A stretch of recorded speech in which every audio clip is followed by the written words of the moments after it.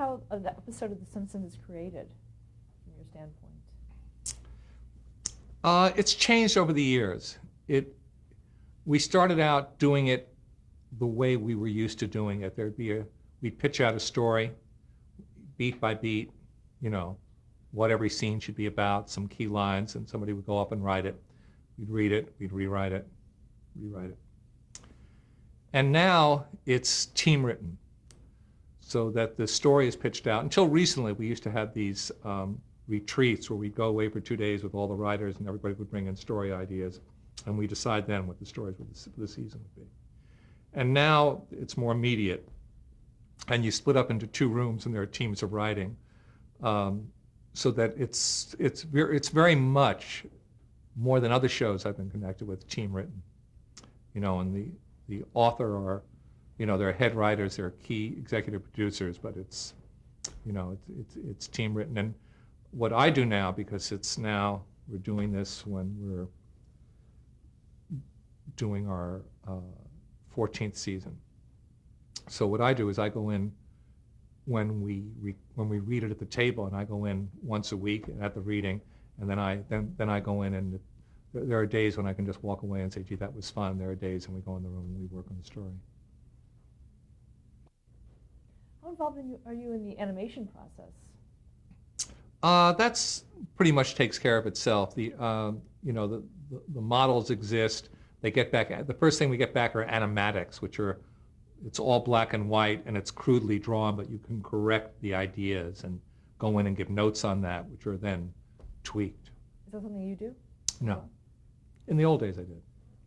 In the early days, were there a lot of things that you tweaked in terms of the artwork and Yeah, I mean, you just obsess over every detail. I mean, that's what you're supposed to do, and we did. But I think I think it was just, they say that Arthur Miller, when he did Death of a Salesman, which sort of changed American theater, that it's not apocryphal, it's a true story. He's handy. He built a workhouse for himself. He built a shack to write. Built the electrical stuff. Took him that long to build. Sat down and wrote the first act like a streak. It just came through him as if from God. And I think Matt had that moment driving over to see me during the Tracy Ullman show, just what those creatures looked like, what this family looked like, gave them all the names of his family members, and we took it from there. Talk about working with Matt Groening. It's very funny because there were 3 of us who ran the show, and Matt came in with the idea, and then the 3 of us developed the show and made it a series.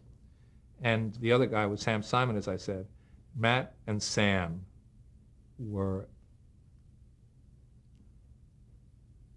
really didn't like each other. They had a very fractious relationship. So it was tricky for me because, I'd be the one that each would talk to. And one day I was in my office at Fox, and there was, and this was at the height of and they each give each other, I think, due credit for everything. I think they're each gracious in that regard. They just didn't get along personally at all. Seriously so. So there's an earthquake. There's a pretty damn good earthquake. So I go under my desk. And now I'm under my desk, and I look out to the other side, and I see that Matt and Sam are still facing each other, like looking up at each other. They're still doing that while the earth is shaking. And I just broke up. I couldn't believe it. I said, my God, you guys have taken it to a new extreme. Did that ever heal? Or? It never healed, but I think it's soothed. I think they're each, there was real rancor, but they each absolutely appreciate what the other gave them. How much control does Matt Groening have over the characters?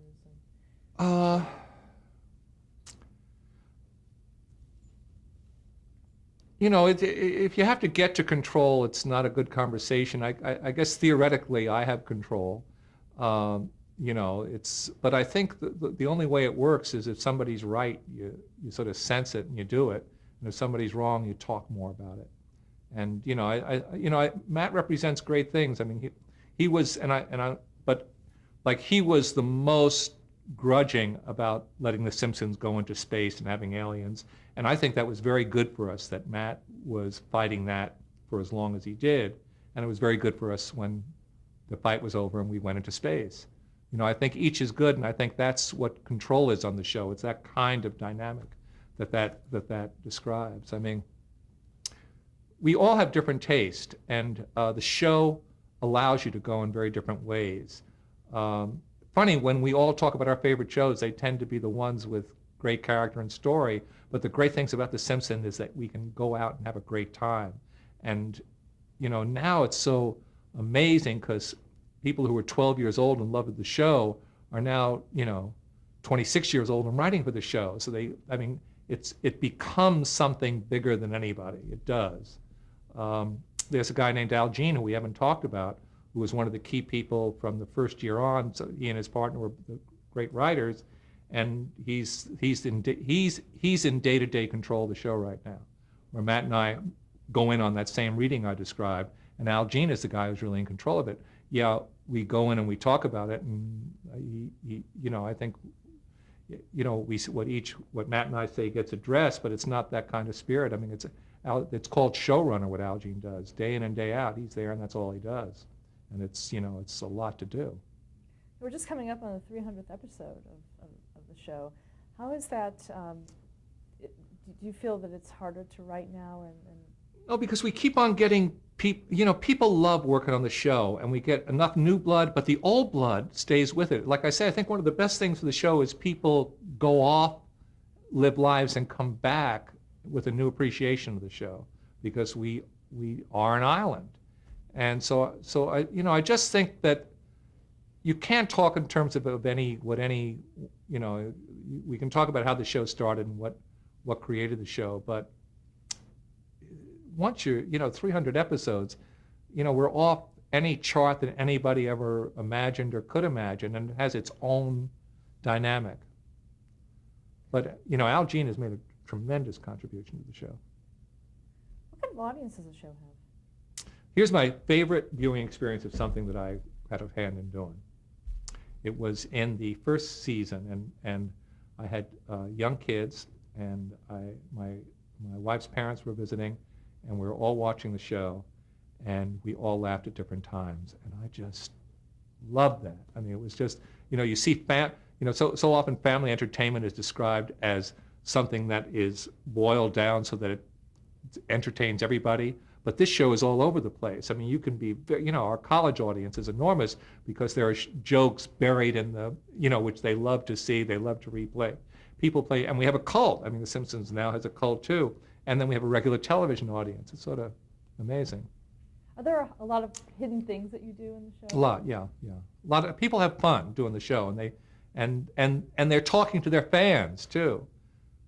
Can you give me some examples of that from things that you put in there? The how quick the blackboard goes by is sort of fun, and now we can't do the blackboard anymore because they keep on slicing minutes from the show.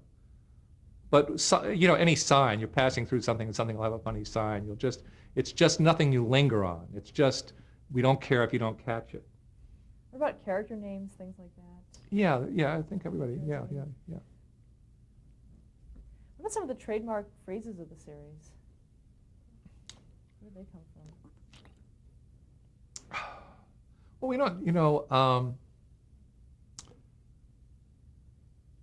it's there early. It was, they were there early. "Duh-oh" was there early. And it might have been the actor who came up with that exact expression. It might have been Dan. Okay, what about some of the... Cowabunga was in, I think, was Cowabunga.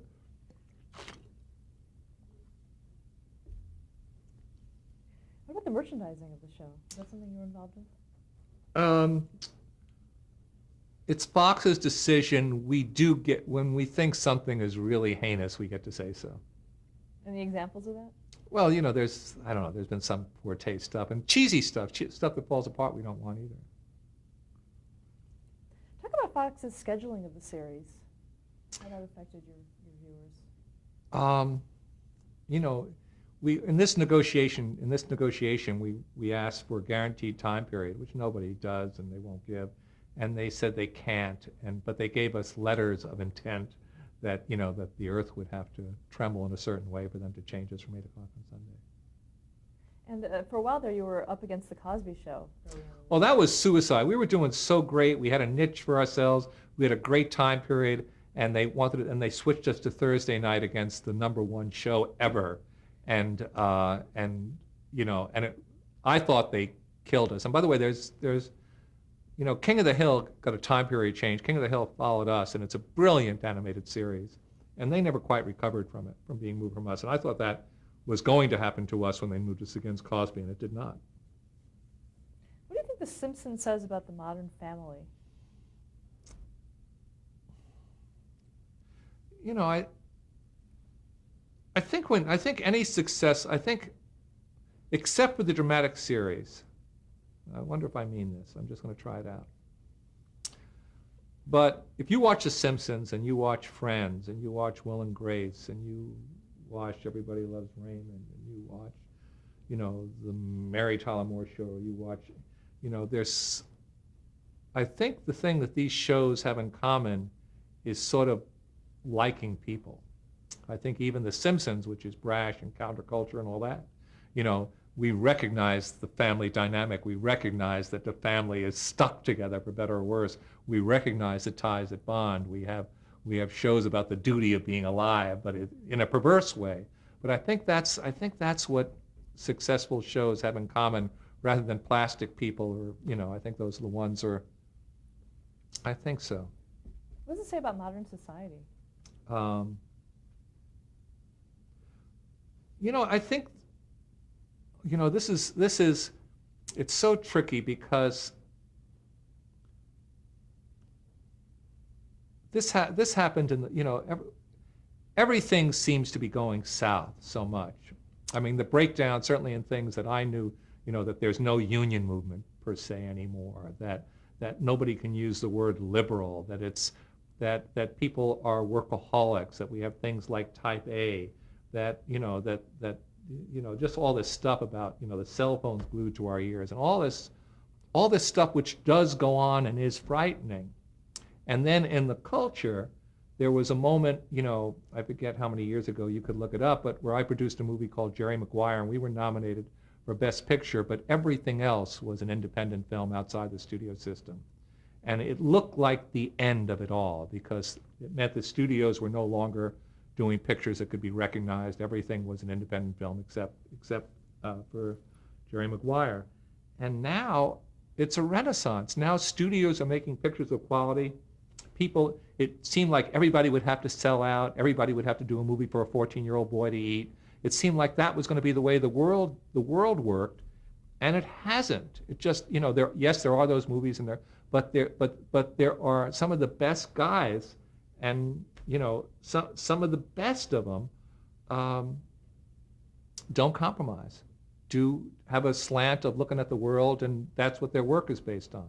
And because I always thought the folly was, whenever you give anybody advice, is the whole theory that this one's for me and I'll do one for them and then I'll do one for me. It can't. I swear to God, it doesn't work. There's no way it works. You can't. People usually think that way when they have a success and they want to plan a career so they stay successful. It just doesn't work, because nothing. It's one of the most maddening things. Nothing's in the bank. If your one for them doesn't work, you don't have one for yourself left. You can't go to the store and say, okay, I'll take that one for me now. It just doesn't work. So I think what it says about people is, American people in particular, because I think we're talking about American people, there's a real beauty to it. I mean, there's just, I won't go further than that, but I think that's finally what's responded to. And I think in everything we're talking about. How do you keep up the quality of the series after so many seasons? Well, first of all, you get this going for you. Like a great-looking man can walk in a room and say something very moderately funny and get a very big laugh. And I think a hit series is like that. It does get easier. They love you when you come in, so it's easier. How much longer do you see the series going? This last negotiation, they renewed us for 2 years. They wanted to renew us for 3, and it was a big fight to make it 2, which is the reverse of what usually happens. And I like to think if everything wasn't right, we could talk them out of the second one of those. I think we all would really don't want to happen that we get stale, that we start, we live in real fear of that happening, and it's a bit the natural order of things. I mean, nothing can go on forever, but nothing can go on for 14 or 15 years either, and nothing can go on for 300 shows, so I don't know. What are some of your favorite episodes? I love the ones where we go back to, the senior prom with Marge. I just am nuts about. Lisa falling in love with her teacher, played by Dustin Hoffman, I thought was really terrific. And I don't mean this parochially. A lot of my favorite shows have to do with the shows where The Simpsons was my full-time job, which was about 2.5, 3 years, where The Simpsons was what I did every day of my life. So, where I expressed my stuff in the series more than, a lot of my favorites are back in those days. But, it's when Flanders had the left-handed store and Homer put a curse on him because he was so envious, and then Flanders' life started to fall apart. I love that show. So right now, and we relive the shows because we're doing our DVDs now. So we do this commentary. As a matter of fact, we have one tomorrow. And we look at it, and sometimes, I swear to God, this happens, and there are like 6 of us in front of microphones just commenting for the audio track. And there'll be times when nobody's talking because we're all enjoying the show so much. Yeah, you don't see the show before you do the track. No, we do, but I don't. I go in and I like having the experience. How has the success of The Simpsons affected later primetime animated series? Well, there was a big rash of them, but and then there was so many of them. They were ubiquitous for a while, and that Fox was doing a lot of them, and that's calmed down. What do you think is the legacy of The Simpsons? I think there's some. I think if you start talking about what The Simpsons is, and then just start talking about legacy, you disappear in a puff of smoke. It's just sort of against the series to start taking yourself that seriously. Do you find the series subversive? I think it allows people to take it that way. I mean, we had a rough joke on our 300th episode where Michael Jackson had this baby that he was dangling over a balcony, and it became a cause celeb throughout the world. And we had Homer doing that with Bart, where we did it fast, and it was pretty funny. But that was. And then, there was a while when we were subversive just to say these stuff about nuclear power, where the nuclear power industry was just they got tired of sending us letters. They thought it was so terrible that we talked about accidents being able to happen, and we showed it leaking, and we had that was a great episode, The Three-Eyed Fish, when the factory was polluting the water. In 1994, you produced The Critic, which was, I guess, sort of with Al Jean, who I've just been talking about being so important. He and his partner Mike Reese had done it. We always and very well reviewed, and nobody watched it. I mean, we thought that we'd found a way to do an animated in a way what Carol Burnett used to do, that we could do spoofs of movies, and we had a format where each week we could, we needed just a little of a show, but basically what we loved about it was being able to satirize current movies. And it didn't work, but we loved it. It did develop a cult. Then it was on Comedy Central, and I think then we did it. It might have been because before the internet fell apart in a certain way, we actually did it as a series on the internet, and it did pretty well. Why was there a crossover episode with The Simpsons? I don't, was there one? Yeah, it prompted Matt Groening to take his name off the credits. I can see why I'm blocking it. So you don't want to talk about it? Yeah. Okay. In 1997... I swear to God, I really am successfully blocking it. I remember as you say it. In 1997, you wrote, produced, and directed As Good as It Gets. Talk a little about that.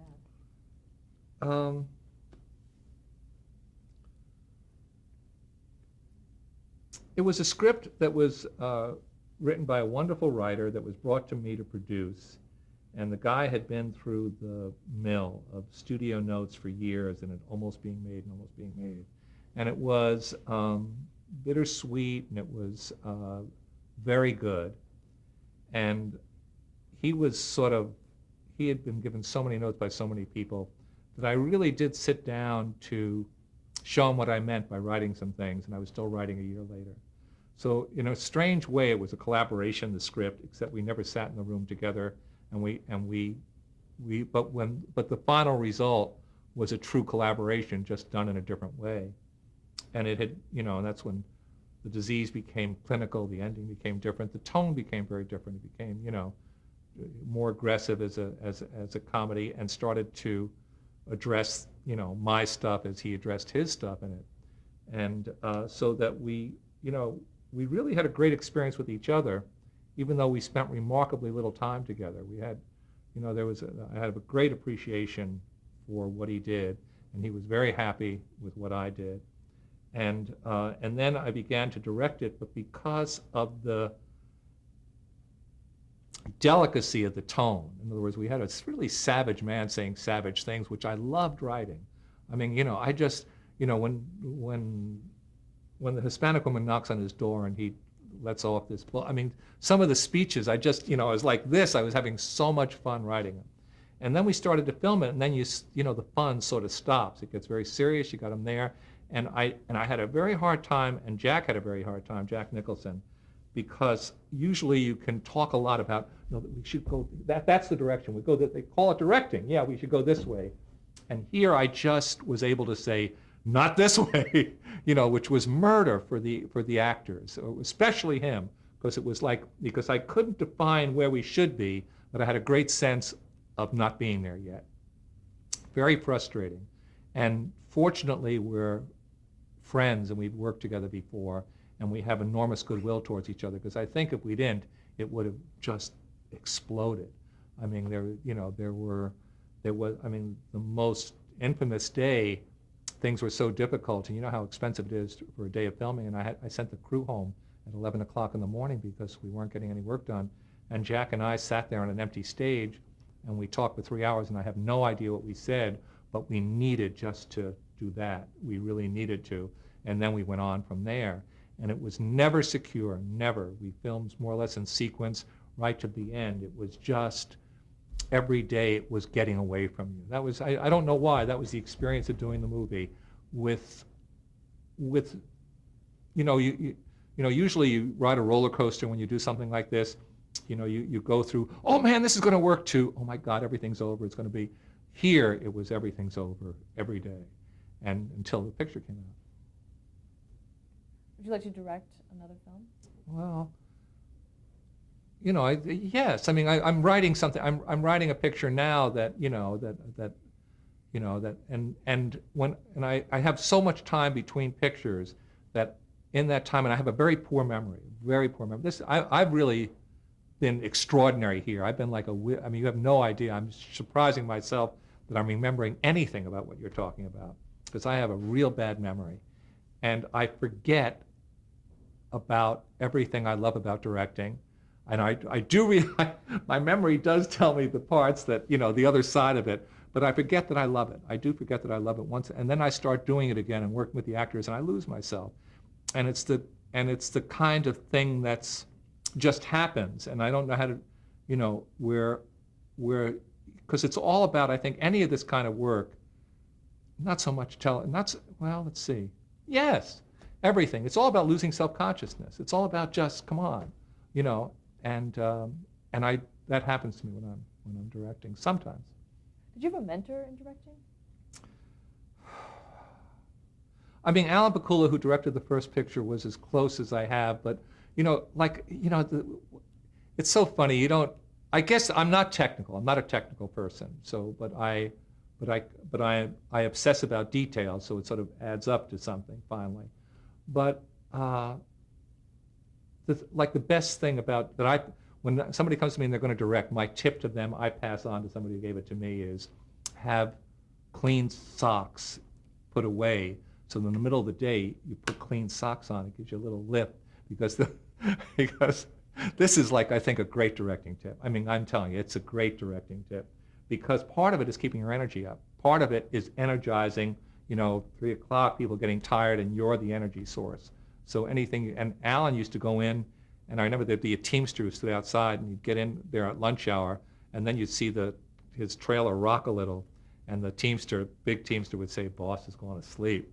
So I try and take, so I was mentored in how smart it is to take a nap, because again, the big deal is energy. The big deal is because these are long days. These are long days, and everybody's working and you're doing the thing over and over again, and you got to keep it going. Good advice.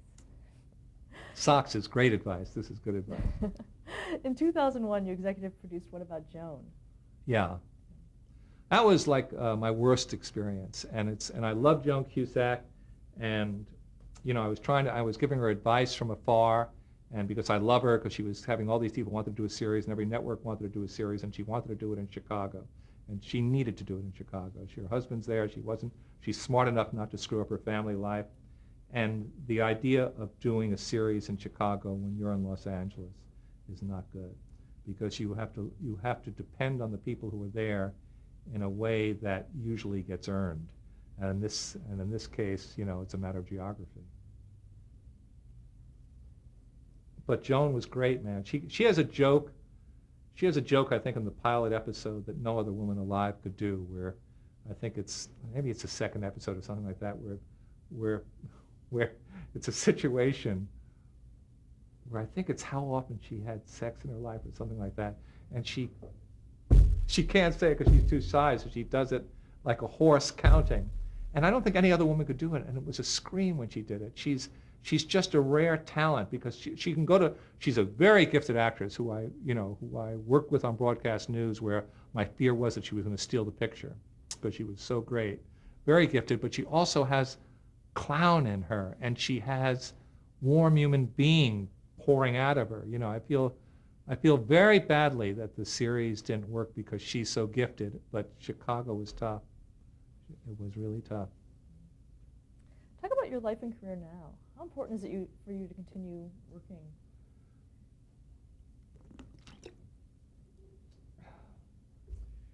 I feel,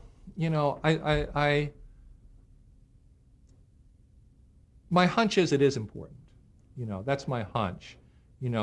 The tough thing about when you care so much about your work is the extent to which it owns you, and so that you're imprisoned by it, and some way in a happy way, but it's tricky because what you're trying to do, here's what I know. I mean, this. I'll tell you, I don't have to stumble around when I say this because I'm sure about this. Like I'm sure about don't do one for them, one for me.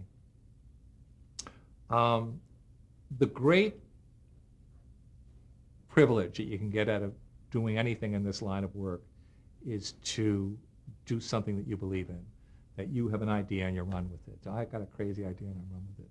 And sometimes it's, pilot, sometimes it's, now movies are so expensive, but you have to keep doing that. When you start to go for, they'll like this, and everybody does a little, you have to do they'll like this because you have to relate to an audience. But the e-ticket is, man, this is, the e-ticket is something that's in you that you want to do, and characters you want to love. And and there's a way to, you can make yourself fall in love. That's differently than in life, because I think if you do enough research, you do get a sense of mission out of it, which is very close to being in love. Like, I don't want to mess around. I want these people to say what I'm doing accurately reflects them. And the script I'm writing now, I really had to research a different kind of person, and to get a feel of that person. Stop here to change the tape.